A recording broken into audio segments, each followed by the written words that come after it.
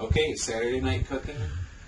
Tonight's menu is breaded fish fillets. We have twice baked potatoes, macaroni and cheese, and a garden salad. Let's start off with the supplies. We just went to the market, Food for Less, located right here in Crest Hill off of Larkin and Theodore. So we'll start with the main course. You go fish, you go gardens. We have beer battered fillets. That will be the main entree. Simple to cook, 425 at 25 minutes, flip halfway during. We have macaroni and cheese. Kraft is the only kind of macaroni and cheese that you buy. We have a salad, which is just a regular classic cabbage, carrots, lettuce, with a Italian dressing. You may throw some cheese in there. And the most involved part of the meal is we are going to make twice baked potatoes, fixed up with chives, sour cream, and cheddar cheese. What we've done thus far is we bought 2 large russet potatoes, which are now cooking at 400 in the oven, wrapped in tin foil and punctured. We are going to let them cook for about an hour or until soft, and we'll be slicing them in half, removing the potato innards, making the whatever fixings we want to add to them, and then doing a bake over to melt and cook fully. Timing is going to be important. I'll say it again, timing is going to be important. We have multiple things we got to cook in the oven. We have macaroni and cheese, which is going to involve some water boiling, and just having everything done together is going to be a little bit of a challenge. I've taken the time in the beginning to prepare some tartar sauce for the fish, and we're going to chop up what fixings that we can, which is just the green onions really, but sour cream, open, ready to go. Salad dressing, open, ready to go. Cheese, open, ready to go. Now we're going to cut the onions. We have our washed green onions, and we're just going to take the tops and discard that because that's not good eating for sure. That's very damp and what's the word I'm looking for? Yeah, it's loose. exposed and dirty. Yeah, and then you're going to cut off the bottoms. Okay.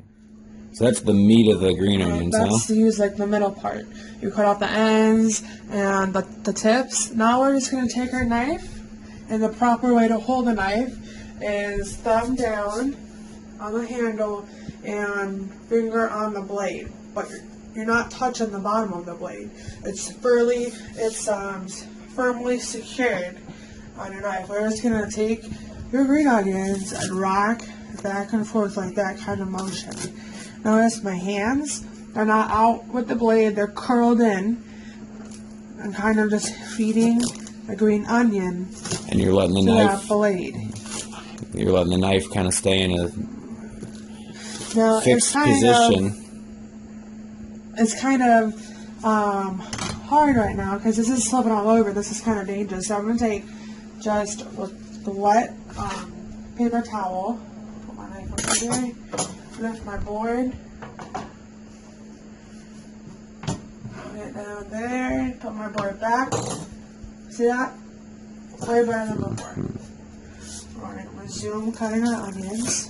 That's a little more firmly in place Just there. rocking back out, it's more in place. Just rock back and forth. And don't worry about speed. Almost top shelf here. You just want accuracy and safety. And as you can see, they're all about the same size. Our onions are same size. Now you're ready to sprinkle these the potatoes. But we're just going to put them in the container here. So I'll use my knife.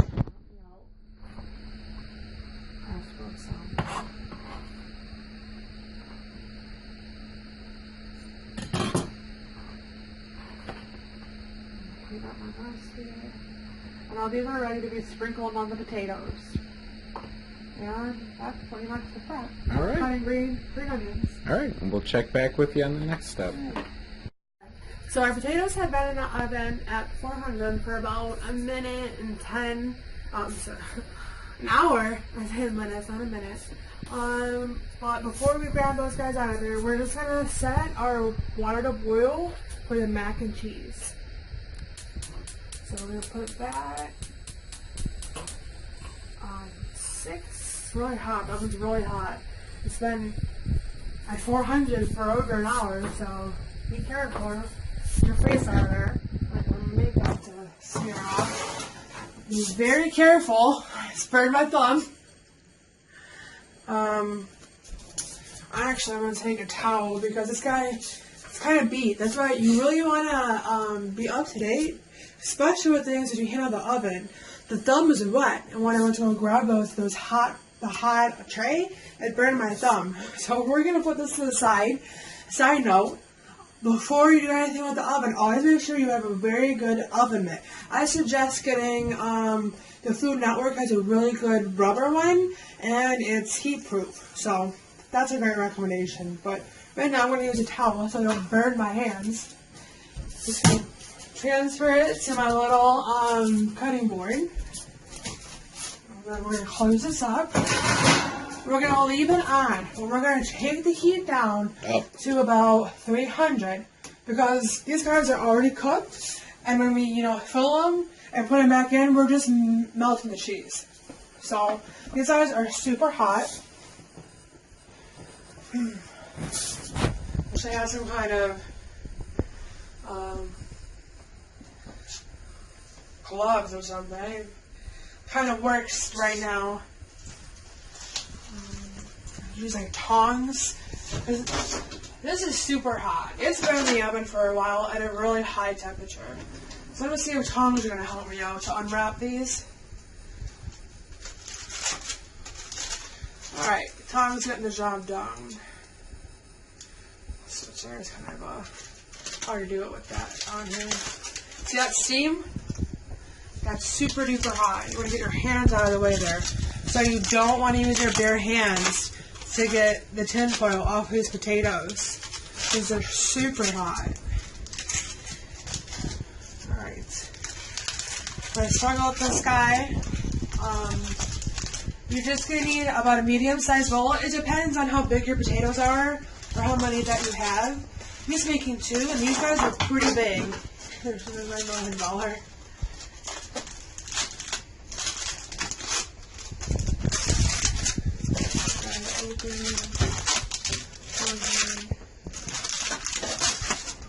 Alright, before you touch these, I'm just going to let them cool off a little bit. Tommy Paul. Okay, salad time. This is probably the easiest part of the dish. We got our salad mix. Pretty much all the work is there. We're going to have our Italian dressing, and I'm going to throw some cheddar cheese in here. So, you see these 3 items, and you see this with a lid. I start putting the pieces of this puzzle together. Let's get this bad boy open.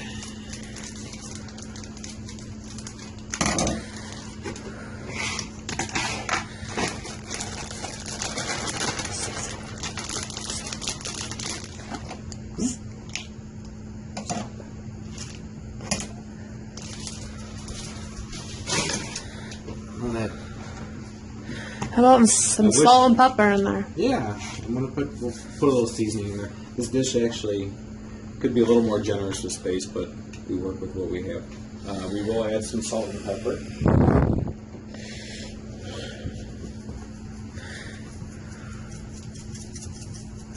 And you probably put some on top after it's mixed as well. A little bit on right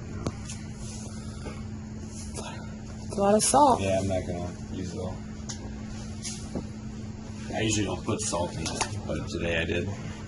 Alright, so now we'll put in some Italiano. What kind of dressing was that? Show us the dressing. It's Italian dressing, nothing fancy. I don't know if I gave it a good shake before use, but I will now. This was 89 cents or 99 cents, 89 and then cents. that's just a terrible top for Italian dressing. But we'll Get what you pay be for. careful with it. You get what you pay for, right? Oh yeah, I guess so. I'd rather underdo than overdo, because you can always add, but you can never take back.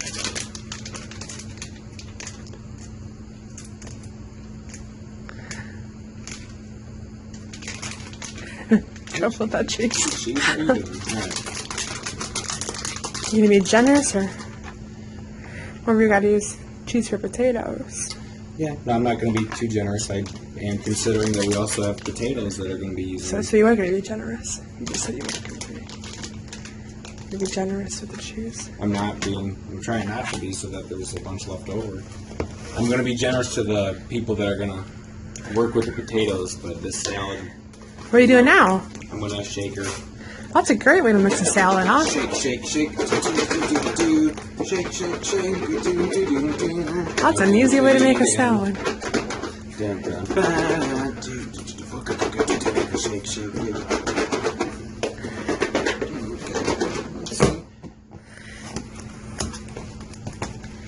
That's perfectly mixed. I think that is mixed pretty good. Wow. So that's it. That's Salad's ready. ready to go. Put her in the fridge. Take it out when needed. The water's boiling for the mac and cheese. Fish sticks are ready to go in the oven. And my potatoes are cooled enough to start coring them and putting the filling in. So. One. Alright, so I got my potatoes. I'm about ready to core them. My water for my macaroni and cheese is completely boiled. Do you want to throw in the macaroni? We'll do that momentarily. Let's Okay. do one thing at a time. Alright, I got it's an ice cream scooper. That's all I have. But if you have a melon baller or some kind of small spoon, that obviously works just as good. Alright, I'm going to take a fork. Come closer so you can really see this. Make sure you have your bowl ready. I'm going to take my fork, and these are still hot. You can see the steam. I popped them back in the microwave because they got a little bit hard in the middle. So they're kind of hot. But I'm just going to outline the potato so it's easier when I get my scooper in there. When I score it. I'm just going to do that to each potato.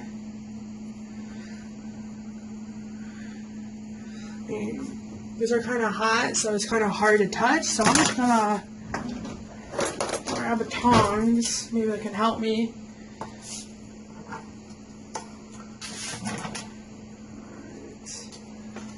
Kind of go along the edges. Just kind of pull that potato meat up. And it's kind of score in the middle, like poke it in there so it'll be easy to scoop it out. These are pretty big potatoes.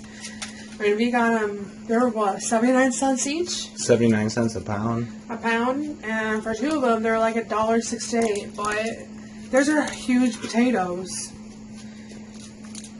It'll be a great side dish for our beer battered Gorderman's fish fillets. And that's kind of, and it's really nice to have a quick fix kind of meal with the boxed macaroni and cheese and the Gorman's fish sticks and then the salad. All those are easy, but then it's nice to make a nice homemade side dish. Kind of balances it up. Alright. Take my potato hat with my scooper. Oh yeah. Get in there. Oh, how nice. Like butter. Drop it in my bowl. I was just honestly kind of nervous to use that scooper. I didn't know how well it would work, but it's just getting all this stuff out. So great. You want to be kind of delicate with the skins. You don't want them to tear. You don't want to be too rough, so just kind of Be gentle with your scooping or tongs. The skins are going to be delicate because they just, baked in a hot oven for over an hour. But this is how you want your potato. You want it hollowed out like this, nice and hollow. You want to get as much of the potatoes middles out as you can. I'm going to get the other guys first, and then maybe go back and scrape the edges. Okay, and we'll take a quick little break while we let you do those other 3 halves. Look at it.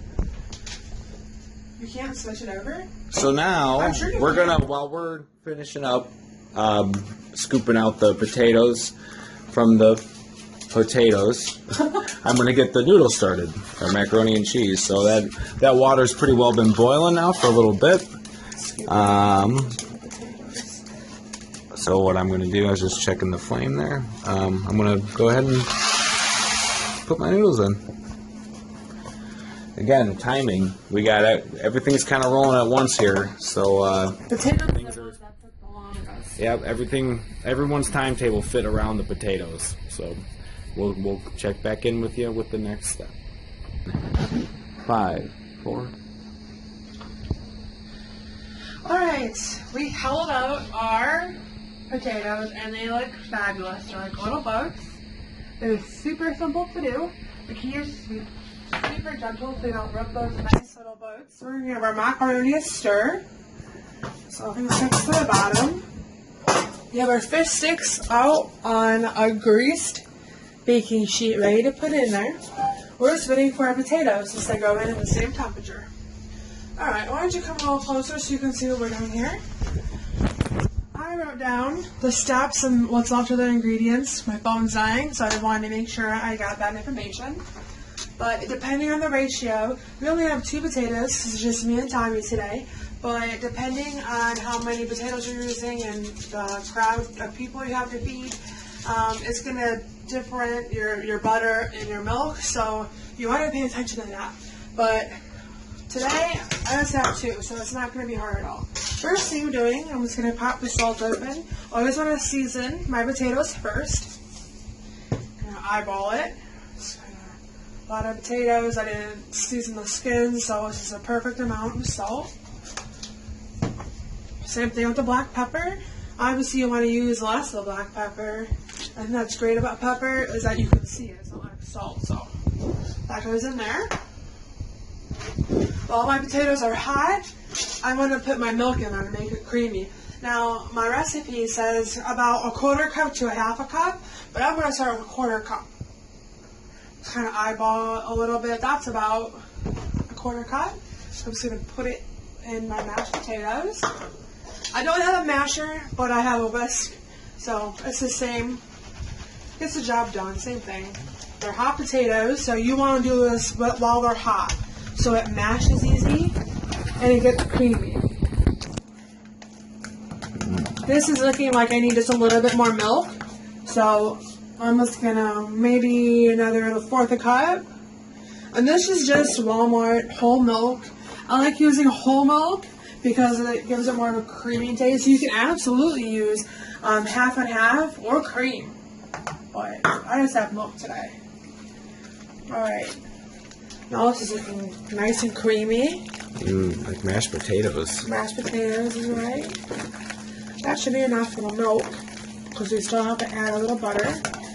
Just taking some margarine. Pop it open. Let's just use this. Wipe it off. I like using real butter because to me it tastes better, but this is what we have. So margarine is absolutely okay. Up here, I think that's about 1/2 tablespoon or so. I don't want to go too much because there's going to be a lot of other stuff in here. I'm just going to put it in. Once it's hot. And I want you to stir the noodles, Tommy. Oh, you have a free hand? Stir the noodles? Yeah. Okay. Can we use a little bit more butter? So I'm just going to put in another 1/2 tablespoon while you stir the noodles.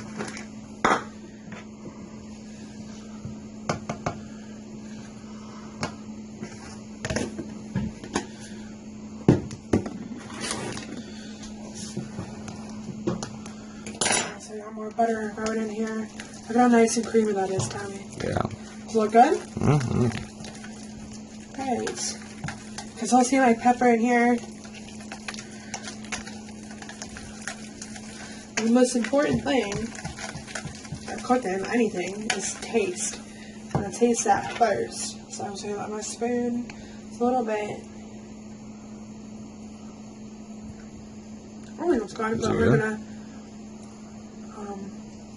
to tell me. Okay. It's not too hot right now because I added the cold milk and butter. This needs salt, pepper. I think it's pretty great. I do. I think I agree. Right. Now, since we added the cold milk and the cold butter, it got a little chilly. So I'm just going to pop this in the microwave. So when I put... Alright, I just melted my potatoes for about 30 seconds just to get everything a little bit warm again. I'm taking my sharp cheddar cheese. You can really use any cheese you like, but cheddar's the best I find. It calls for about a cup. So I'm just going to fill this baby up with cheese. This is the best part of it. I don't eat bacon. I don't like bacon. So I leave it out, but you can absolutely add bacon bits to it.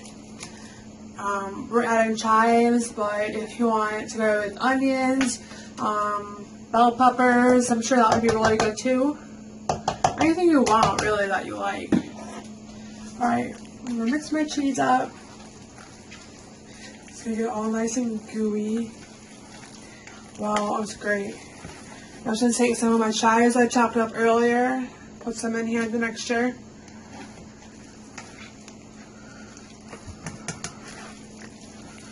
Oh, that smells great. I'm going to put a little bit more chive in here.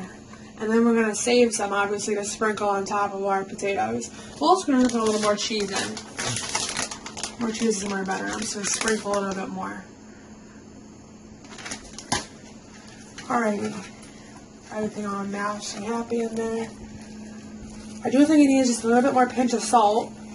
So I'm just going to throw just a little bit more salt in there. But this is good. It looks good, Katie. Super good. I'm going to put just a little bit pinch.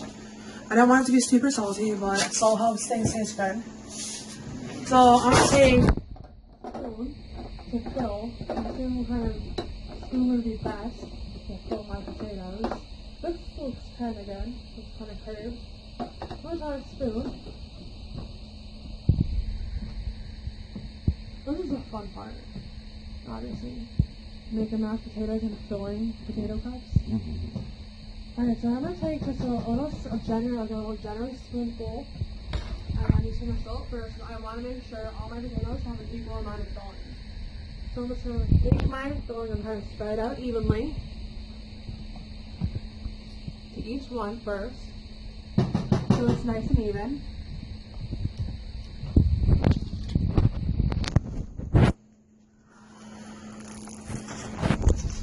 We had monster potatoes today, so these look so good. Don't these look great? Mm-hmm. I'm going to go back and just use the rest of my filling. Make sure you get all the filling kind of pushed in there so it doesn't fall off when you go to bake it. This is like the heart and soul of the twice-baked potatoes. Yeah. It's kind of big cup. My last kind of scoop here. Put this right in here. Yummy, yummy, yummy. Might have just one on there. Don't. No student left behind. Now I'm just going to take some cheese and sprinkle it on top. Hell yeah. Just a little bit. So when we put it in the oven, about when it's 5 minutes left, we're just going to put the rest of the cheese in there because there's not much. And who doesn't love a heaping pile of melted cheese on the potatoes? I love it. I don't know. If you don't like it, something wrong with you. Okay, nice pile here. Ooh. I feel like there should be like a football game in my living room. Alright, so we have everything ready to go. Our noodles are still working. Now these are fish sticks, again, on a greased baking sheet. Now both of these go in at the same time. It takes about 25 minutes at about 400 degrees. So I'm just going to pop my fish sticks on top shelf. And these are super great brand. They're Gordaman beer batter fish fillets. They're super yummy, crunchy, great. I'm going to put my fabulous double, twice baked potatoes on the bottom here, so it gets nice and foiled. Beautiful. And we're going to leave that for about 20-25 minutes. We're going to check at the 20 mark and see how we're all going. Okay, we'll check back with you at that time.